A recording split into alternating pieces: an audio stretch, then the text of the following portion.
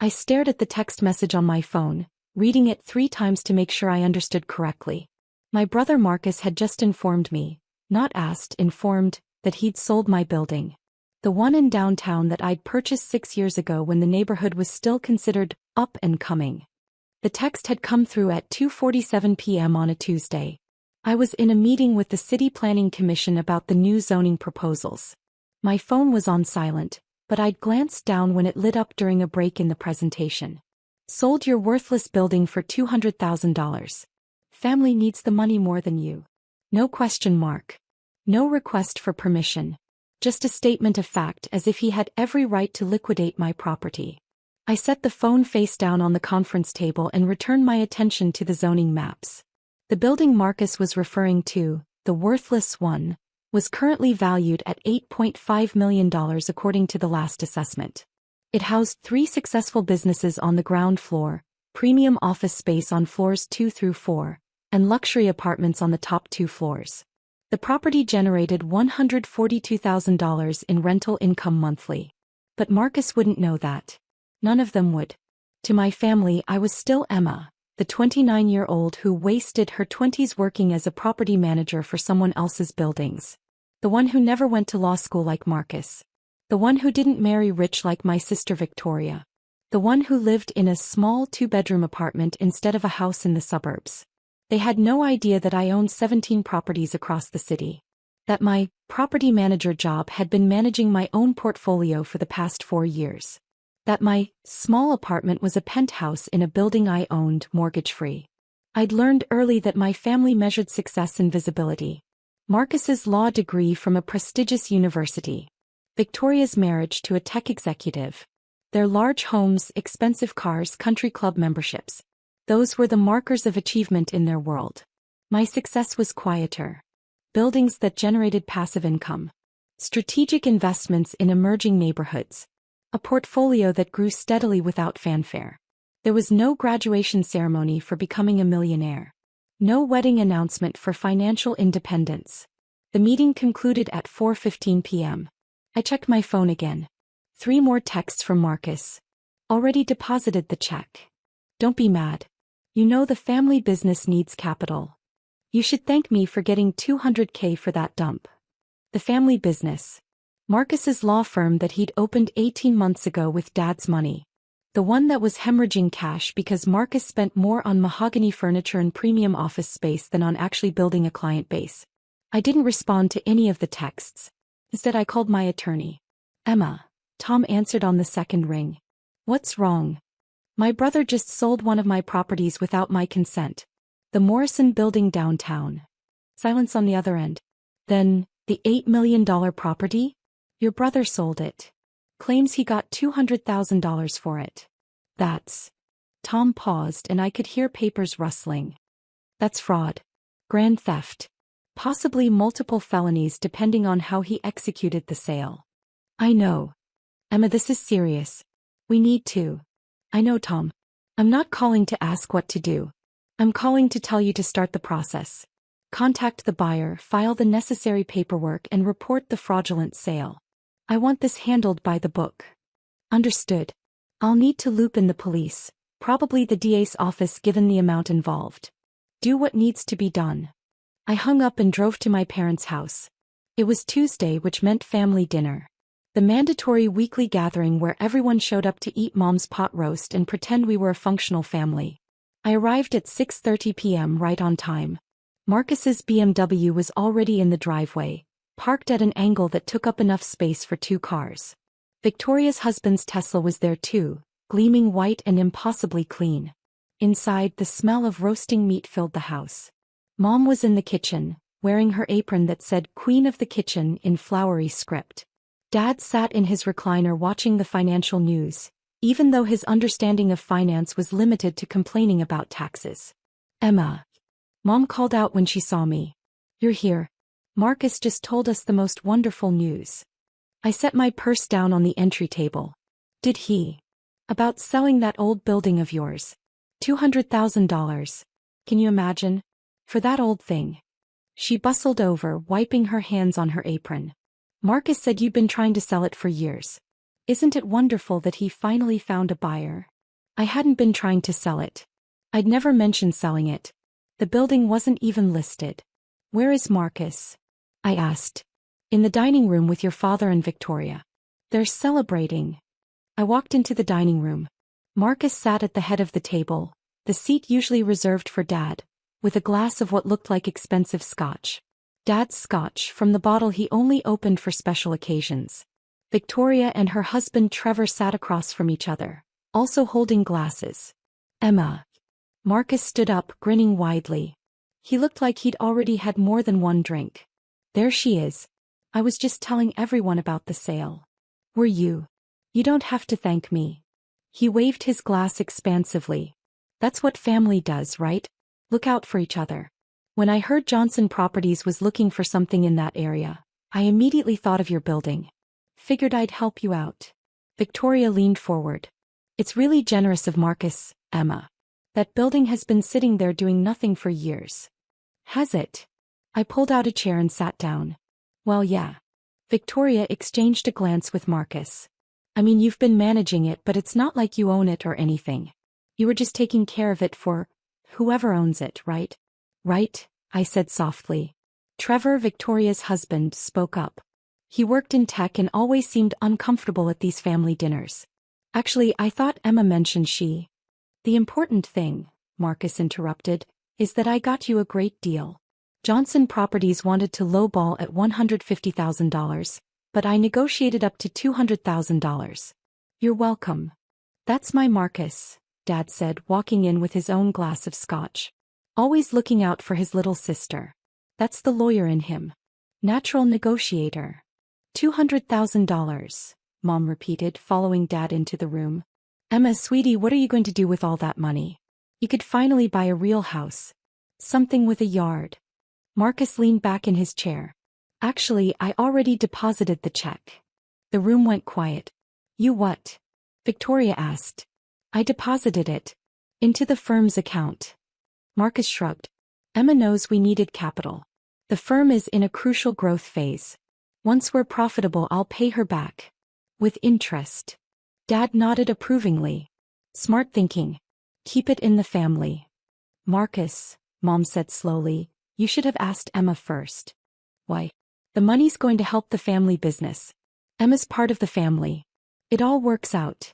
He turned to me. You understand, right? It's an investment. In 6 months, maybe a year, the firm will be booming. You'll get your money back doubled. I looked at my brother. Really looked at him. At 34, Marcus had the kind of confidence that came from never truly failing at anything. Dad had paid for his college. Paid for law school. Given him $400,000 to start his firm. Every stumble in Marcus's life had been cushioned by family money. Marcus, I said calmly, how exactly did you sell my building? I told you. Johnson Properties. No. How did you execute the sale? The paperwork.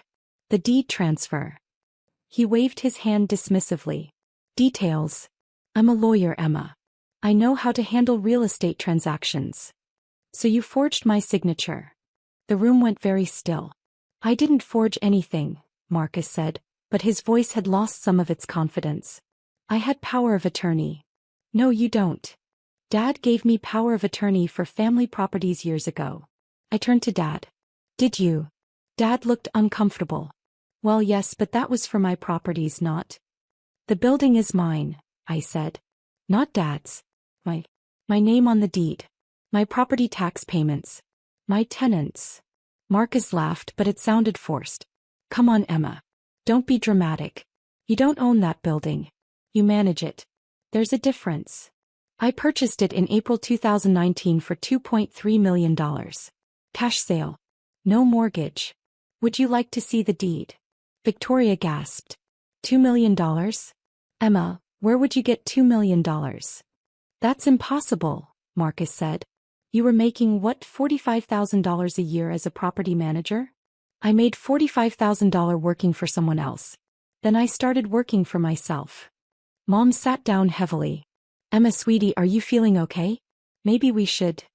I own 17 properties in this city, I continued. The Morrison building downtown that Marcus just fraudulently sold is worth $8.5 million according to the last assessment. It generates $142,000 in monthly rental income. I haven't had a traditional job in 4 years because I don't need one. The silence that followed was absolute. Then Marcus laughed again. That's ridiculous. If you owned properties worth millions, we'd know about it. Would you? You drive a Toyota. A paid-off Toyota that gets good gas mileage. You live in a tiny apartment. A 2,400 square foot penthouse that I own. No mortgage. No rent. Emma, Dad said carefully, if this is some kind of joke. My phone rang. I glanced at the screen. Tom. Excuse me, I said standing up. I answered as I walked into the kitchen. Tom. Emma, we have a problem. Or rather, your brother does. The sale went through a title company called Quick Close Solutions. They specialize in, let's call them questionable transactions. How questionable? The kind that don't verify ownership too carefully. But here's the thing, they did verify. Your brother presented what appeared to be a legitimate power of attorney document and a copy of the deed. He forged them. Almost certainly. The title company is cooperating with us now. They're mortified.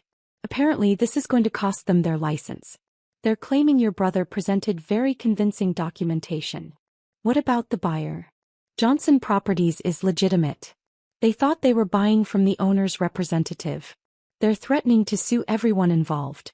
The title company, your brother, probably their own attorney for not catching this. And the $200,000? Already deposited into your brother's law firm account this morning. He must have moved fast. Can we get it back? We can freeze the account. I've already contacted the bank. But Emma, there's something else. Your brother's firm account shows a balance of negative $47,000 before this deposit. He was already insolvent. I closed my eyes. He was desperate. That would be my assessment. I've also filed a police report. Given the amount involved, this is a felony. Multiple felonies, actually. Fraud, forgery, grand theft. The DA's office will likely want to prosecute. Okay. Emma, this is your brother. Are you sure you want to? I'm sure. I hung up and returned to the dining room. Everyone was exactly where I'd left them, frozen in uncomfortable silence. That was my attorney, I said, sitting back down. He's filed a police report. The DA's office will likely file charges tomorrow. Fraud, forgery, and grand theft. Marcus stood up abruptly. You're bluffing. The title company is cooperating. They've provided copies of all the forged documents. The buyer is threatening to sue everyone involved. Emma, you're not serious, Victoria said. He's your brother. Who just committed multiple felonies. Dad's face had gone red. Now wait just a minute. This family doesn't air its dirty laundry in public. We handle things privately. He stole $8.5 million worth of property. He borrowed against an asset. Dad shouted. That's not stealing. It is when the asset isn't his to borrow against. Mom was crying now. Emma, please. Think about the family. Think about Marcus's career. A criminal record would destroy him. He should have thought about that before forging legal documents. Marcus's confidence had evaporated entirely. He looked pale. You actually own that building? I actually own that building. But how? You don't have that kind of money. You can't. His phone rang. We all stared at it as it buzzed on the table. The screen showed an unknown number with a local area code. Answer it, I said. Marcus picked up the phone with shaking hands. Hello. I couldn't hear the other end of the conversation, but I watched Marcus's face drain of what little color remained. Yes, this is Marcus Chen. Who is, what? He looked at me, eyes wide. No, I was told. She's my sister, I thought. What do you mean, consent? The voice on the other end grew louder. Agree. The city's most valuable. No, that can't be right. It's just an old building in $8.5 million. Marcus sat down hard. But I only, $200,000. She said. He lowered the phone slowly. That was Johnson Properties' attorney. They're suing me for fraudulent representation and want their $200,000 back immediately. Plus damages. They say the building is worth. He couldn't finish the sentence. $8.5 million. I finished for him. Yes. Victoria's phone buzzed. She looked at it and gasped. Oh my God. Marcus, you're trending on Twitter. What? She held up her phone. I could see the headline from across the table.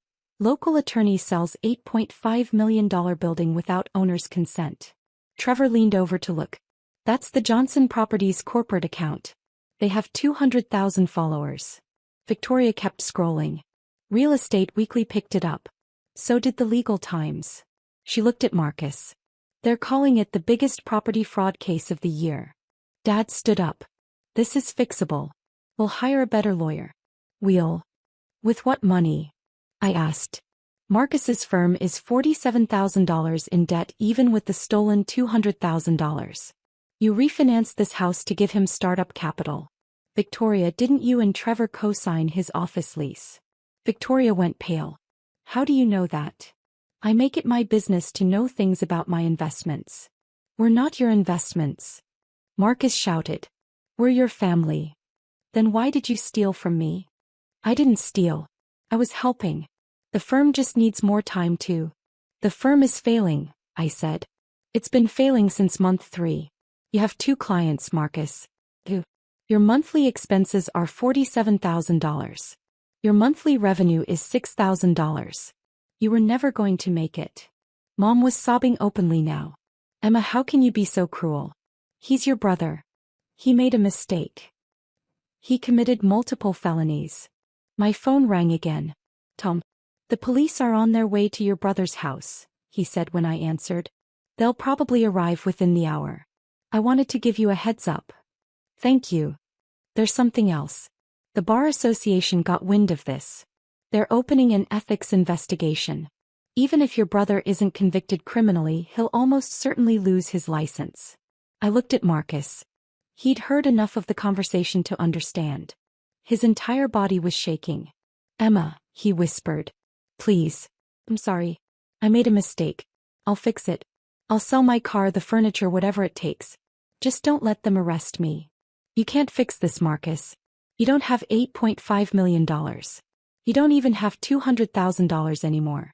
The bank froze your account. Victoria stood up. This is insane. Emma, you're destroying him over money. It's just money.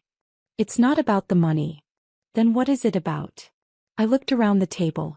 At my parents who'd always valued Marcus's achievements over mine. At Victoria who'd pitied me for my small life. At Marcus who'd thought so little of my accomplishments that he believed he could steal from me without consequences. It's about the fact that you all assumed I had nothing worth stealing. Dad tried again. Emma, please. Be reasonable. We can work this out as a family. We don't need lawyers and police. We just need to sit down and... You want to work this out as a family? I stood up.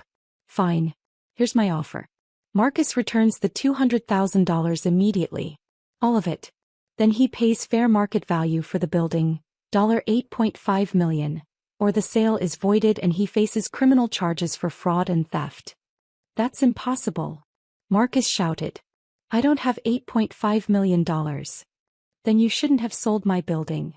Emma, Mom pleaded, you can't send your brother to prison. I'm not sending him anywhere. His choices did that. The doorbell rang.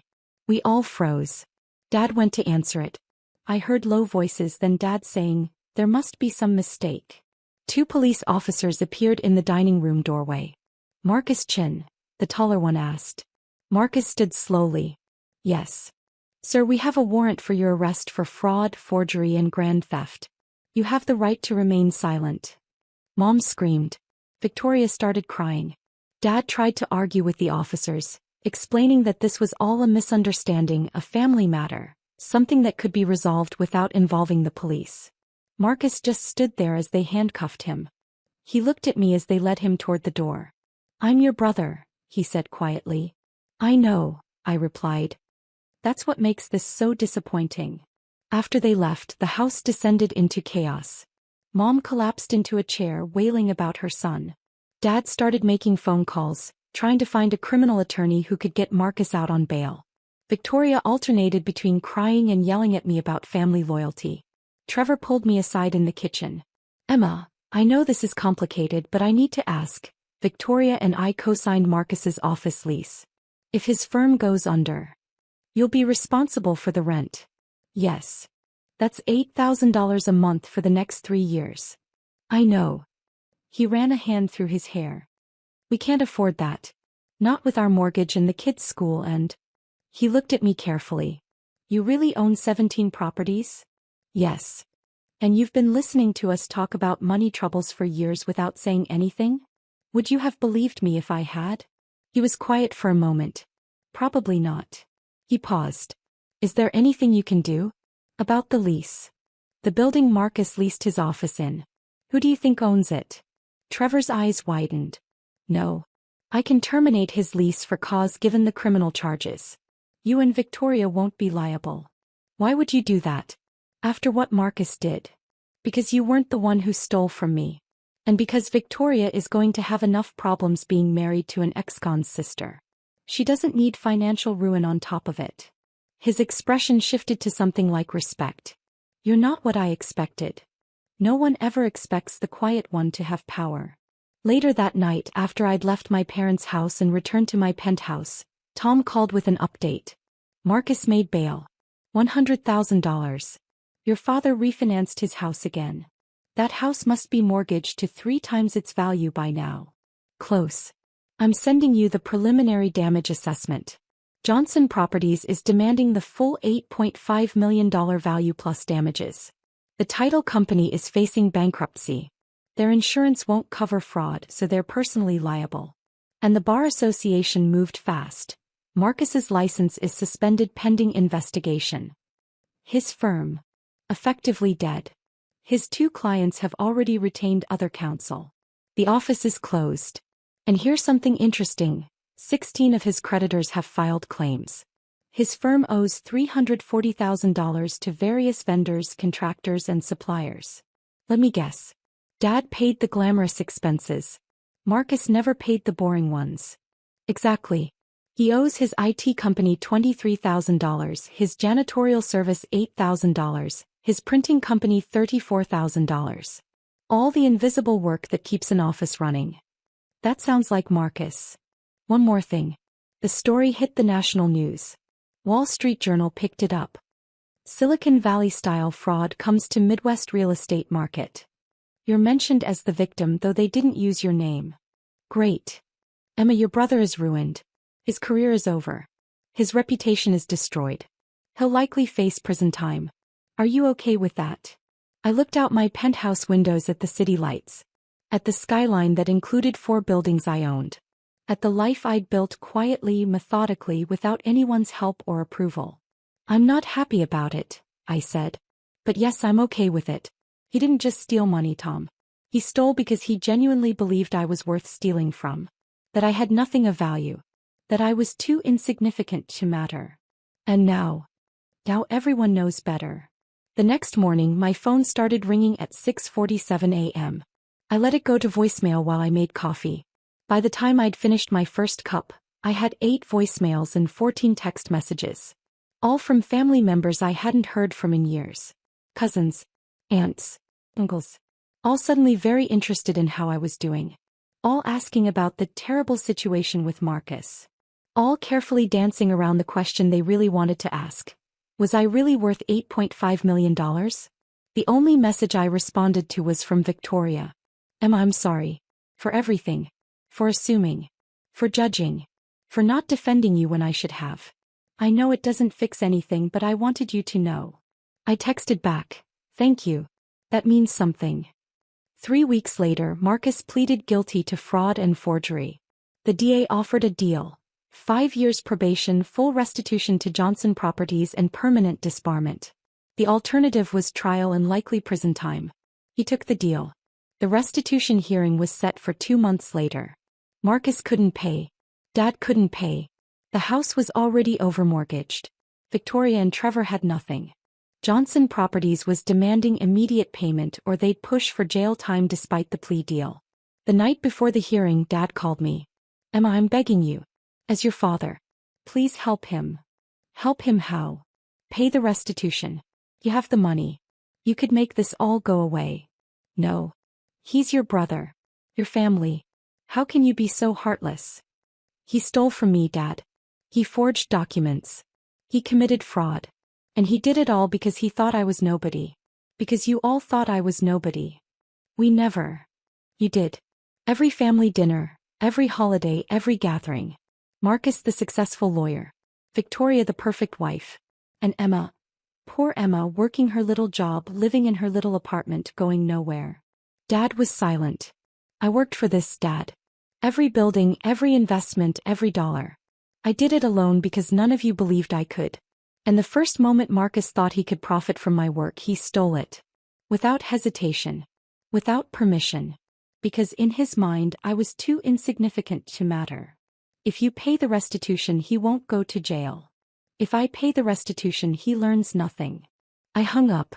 At the hearing, the judge ordered Marcus to pay $8.5 million in restitution to Johnson Properties at a rate of $2,500 per month. At that rate, it would take him 284 years to pay it off.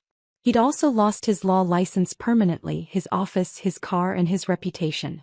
He was 34 years old and starting over with a felony record and no prospects. 6 months after his conviction, Marcus got a job at a property management company. Entry level. $42,000 a year. Managing buildings for someone else. Mom called me when she found out. "Are you happy now?" she asked. "Is this what you wanted? Your brother working the kind of job he's overqualified for, barely making enough to survive." "I worked that exact job for years," I reminded her. "You all thought it was beneath notice then. That was different." "How?" She didn't answer. A year after the conviction, Victoria invited me to lunch. We met at a cafe downtown, 2 blocks from a building I owned. "Marcus is doing okay," she said. "He's working hard. He's humble now. He's actually pretty good at property management." "Good. He asks about you sometimes. Wonders if you'll ever forgive him." "I don't know." Victoria stirred her coffee. "You know what's funny? I always thought you were the one who needed help. Needed guidance. Needed us to show you how to be successful." She looked up. "Turns out you were the only one who figured it out." "I had good motivation. I wanted to prove I was worth something." "You proved it." "Did I? Or did Marcus just prove you all wrong?" She smiled sadly. "Both, maybe." We talked for another hour. About her kids, her marriage, her life. She never once asked about my properties or my money. Just about me. It was the best conversation we'd ever had. 2 years after the conviction, I was having breakfast in my penthouse when my phone rang. Unknown number. "Hello. Emma? It's Marcus." I almost hung up. Almost. "What do you want?" I wanted to tell you something. I'm leading a training session next week. 4 new property managers. How to spot investment opportunities. How to build a portfolio. And I realized I learned all of it from you. From me. Yeah. When we were kids. You used to talk about buildings and neighborhoods and property values. I thought you were boring. Turns out you were brilliant and I was too arrogant to see it. I didn't say anything. "I'm not asking for forgiveness," Marcus continued. "I don't deserve it. I just wanted you to know that I see it now. What you built. Who you are. And I'm sorry I didn't see it sooner. I'm sorry I had to lose everything to learn what you tried to teach me for free." "Marcus. That's all. That's all I wanted to say. Take care of yourself, Emma." He hung up. I sat there for a long time looking out at the city. At the buildings I owned. At the life I'd built from nothing but hard work and smart choices. My family had thought I was poor because I didn't show off my wealth. They thought I was insignificant because I didn't demand attention. They thought they could steal from me because I seemed too weak to fight back. They'd been wrong about all of it. And now finally they knew.